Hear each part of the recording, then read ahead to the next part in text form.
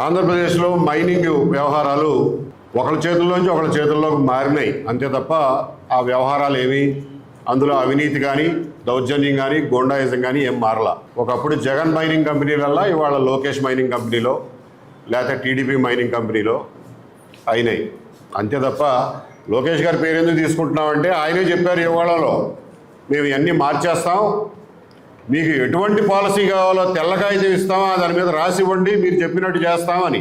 మరి ఎవరు రాసి ఇచ్చారో మళ్ళీ అదే జగన్ కంపెనీలు కావాలని మరి ఈయన ఆజ్ఞే మళ్ళీ తీసుకొచ్చారు. ఈ రాష్ట్రంలో ప్రజలందరికీ తెలుసు జగన్మోహన్ రెడ్డి గారి ప్రభుత్వంలో 2019-24 మధ్యన మైనింగ్ వ్యవహారాల్లో జరిగిన అరాచకాలు దుర్మార్గాలు దౌర్జన్యాల గురించి మైన్లు నడిపే వాళ్ళకే కాదు ప్రజలందరికీ కూడా తెలుసు. మర్చిపోలా ఎవరు. ఒకప్పుడు మంత్రులుగా చేసిన వాళ్ళ మైన్లు బలవంతాన్ని ఎట్ట రాయించుకుని పార్టీలు ఎట్ట మార్పించుకున్నారో చూసాం. ఇప్పుడు మంత్రులుగా పనిచేసే వాళ్ళని వాళ్ళ మైన్లు లాక్కుని వాళ్ళ మనుషులతో నడిపించుకుని ఆయన సుప్రీంకోర్టు దాకా పరిగెత్తిచ్చారు. ఆయన వాళ్ళ మంత్రిగా ఉన్నాడు, అది చూసాం. చివరికి 2022 ఆ ప్రాంతాల్లో 23 ప్రాంతాల్లో మైన్లు ఎవరికైనా లైసెన్స్ ఇస్తే వాళ్ళ దగ్గర సేనరేజ్ వసూలు చేస్తారు. ప్రజలకు అందరికీ తెలుసు, ఏదో ట్యాక్స్ లాంటిది మనం జిఎస్టీ వసూలు చేసినట్టు సేనరేజ్ వసూలు చేస్తారు. మైనింగ్ ఫీజు అంటారు, సేనరేజ్ అంటారు, డిఎంఎఫ్ అంటారు. అవన్నీ మనకి మామూలు ప్రజలకు తెలియదు కానీ గవర్నమెంట్ డబ్బులు వసూలు చేస్తుంది. అది అంతకుముందు మైనింగ్ డిపార్ట్మెంట్ వాళ్ళు వసూలు చేసేవాళ్ళు.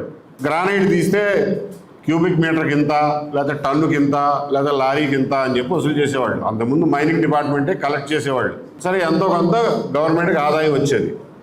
జగన్మోహన్ రెడ్డి గారు ఏం చేశారంటే ఈ మైనింగ్ డిపార్ట్మెంట్ కలెక్షన్ల వల్ల నాకేం రావట్లేదు అనుకున్నారేమో, మైనింగ్ డిపార్ట్మెంట్ పక్కన పెట్టేసి ఒక ప్రైవేట్ కంపెనీకి జిల్లాల వారీగా అమ్మకాలు పెట్టేశారు. ఎంత కమ్మారాయా అంటే పోనీ అదన్నా సరిగ్గా చేశారా? ఎంత కమ్మారాయా అంటే అంతకుముందు 5 సంవత్సరాల్లో మైనింగ్ డిపార్ట్మెంట్ ఎంత వసూలు చేసిందో దాన్ని యావరేజ్ తీశారు. దానికి 10%, ఒక ముష్టి 10% కలిపి ఈ రేట్ ఇస్తే ఇచ్చేస్తామన్నారు. ఏమంటే అంతకుముందు 5 సంవత్సరాల్లో 2-3 ఏళ్ళు కోవిడ్ అయ్యింది. ఆ కోవిడ్ టైంలో అసలు మైనింగ్ జరగల, అంటే వసూళ్ళు లేవు. ఆ వసూళ్ళు లేని కాలం ప్రామాణికంగా తీసుకుని దాని మీద ఒక 10% వేసి ఇచ్చేశాడు. ఎవరికి ఇచ్చారు? శ్రీకాకుళం నుంచి వస్తే ఒక జిల్లా విశ్వసముద్ర, 2 జిల్లాలు రాఘవ కన్స్ట్రక్షన్ అంటే పొంగులేటి శ్రీనివాసరెడ్డి గారు తెలంగాణ రెవెన్యూ మంత్రి గారి కంపెనీ, ఒక జిల్లా ఏమో సుధాకర్ ఇన్ఫ్రా.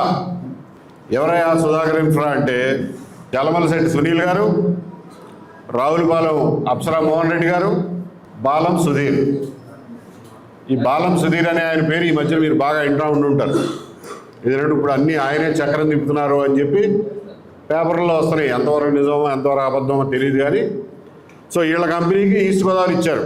తర్వాత కడప అనంతపూర్ 2 జిల్లాలు కలిపి ఎమిగోస్, ఇదేదో స్పానిష్ పేరు ఎమిగోస్. ఎమిగోస్ అంటే ఫ్రెండ్స్, స్పానిష్లో ఫ్రెండ్స్ని ఎమిగోస్ అంటారు, అమీగో అంటారు.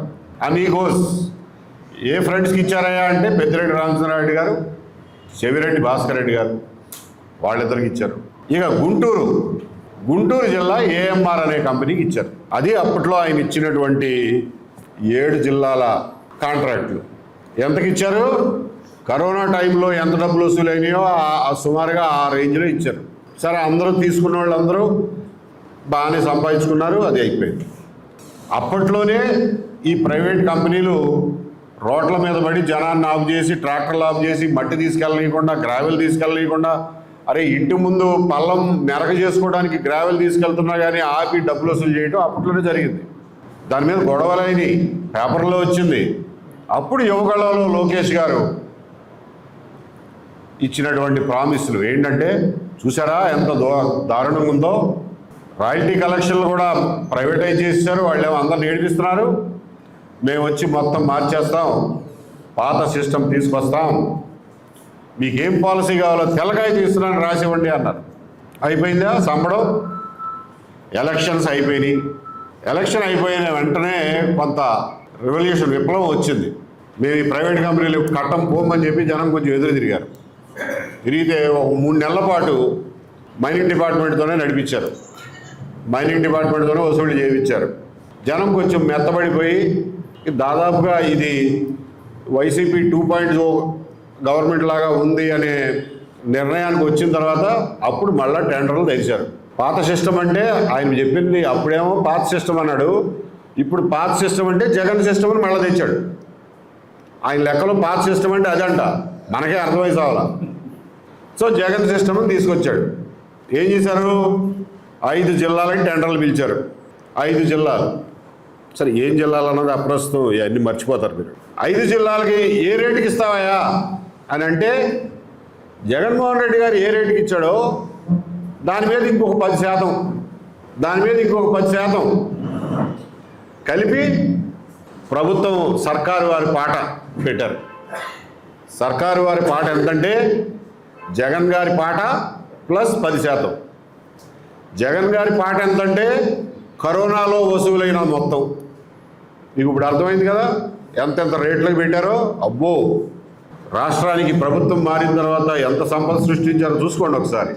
సో ఈ 10% పెంచి మేము పెట్టిన సర్కారు వారి పాట మీద 0.1% కనీసం ఎక్కువకి పాడాలి అన్నారు.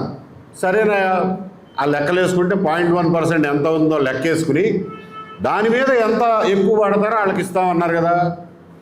సర్లే ఇంకా వీళ్ళకి ఇచ్చేది ఏంటి, మనోళ్లే కదా అని చెప్పి ఇద్దరు పాట పాడారు. అన్ని జిల్లాలు ఇద్దరే పాట పాడారు.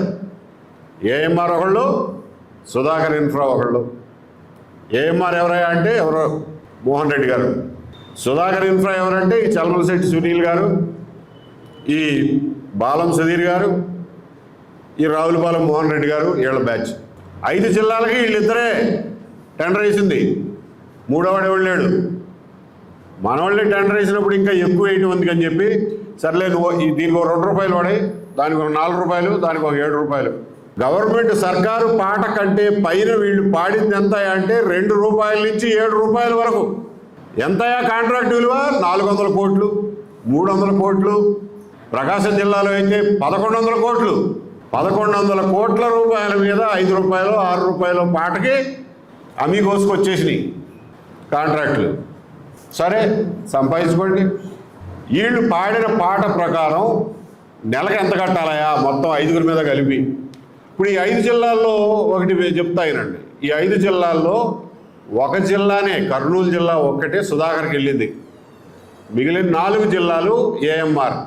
అంతకుముందు విశ్వసముద్ర, రాఘవ ఉండేవి, అవి ఏమైపోయినాయో తెలీదు. ఆ ఏఎంఆర్ అనే ఆయన మొత్తానికి మనకి బాగా అనువుగా ఉన్నారేమో. 4 జిల్లాలు ఆయనకి ఇచ్చారు, 1 జిల్లా సుధాకర్కి ఇచ్చారు. ఇక మొదలైంది తంతు. అసలు రెడ్ బుక్ అంటే ఏంటో ఇప్పుడు చూపిస్తున్నారు. ఏంటంటే అంటే వీళ్ళు నెలకి కట్టాల్సింది 5 జిల్లాల మీద కలిపి సుమారుగా 100-120 కోట్లు ఉంటుందండి. 100-120 కోట్లు. అటు పాడిన పాటను బట్టి నెలకు కట్టాల్సింది 100-120 కోట్లు.